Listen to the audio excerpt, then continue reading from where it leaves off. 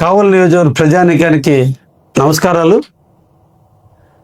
రైతాంగం అంతా ఆనందంగా పంటలు పండించుకుని ఇంటికి చేరుతున్నటువంటి వేళ ఈరోజు సీఎంఆర్ ద్వారా అందరూ కూడా వడ్లు అమ్ముకునే విధంగా 48 గంటల్లో మీ నిధులు మీ అకౌంట్లో పడే విధంగా మన అభివృద్ధి ప్రదాత శ్రీ నారా చంద్రబాబు నాయుడు గారు ముందు చూపుతో చేసినటువంటి కార్యక్రమంలో భాగంగా రైతాంగం అంతా కూడా రెండో కారుకు కూడా సిద్ధం కావాలని, రెండో పంటకు కూడా నీరు ఇవ్వడానికి కావలి నియోజకవర్గంలో ఉన్నటువంటి అన్ని మండలాలకి నీరు ఇవ్వడానికి ప్రభుత్వం సిద్ధంగా ఉందని, రాబోయేటువంటి నెలలో వచ్చే నెలలో నీళ్లు మళ్ళా సోమశిల డ్యామ్ నుంచి కావలి కాలువ ద్వారా కావచ్చు, లేదంటే కనిగిరి రిజర్వాయర్ నుంచి కూడా అల్లూరు ఆ ప్రాంతానికి కూడా నీళ్లు ఇవ్వడానికి ప్రభుత్వం సిద్ధంగా ఉందని, కాబట్టి రైతాంగం అంతా కూడా నారుమూళ్ళు వేసుకోవడానికి సిద్ధం కావాలని, బయట ప్రచారాలు చేసేటువంటి అపోహలు నమ్మవద్దని, యూరియా కొరత అనేది లేకుండా చూసే బాధ్యత జిల్లా తెలుగుదేశం పార్టీ బాధ్యత తీసుకుందని, జిల్లా ప్రభుత్వ యంత్రాంగం ఇప్పటికే ఆల్రెడీ యూరియాని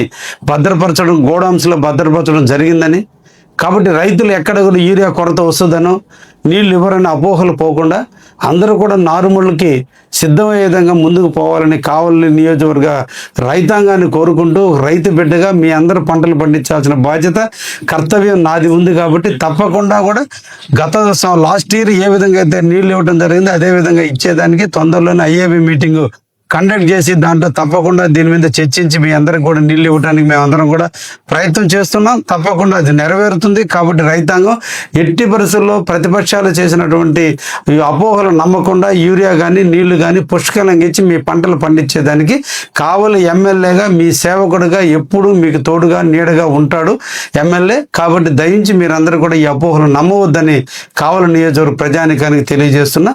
అందరికీ ధన్యవాదాలు. నమస్కారం.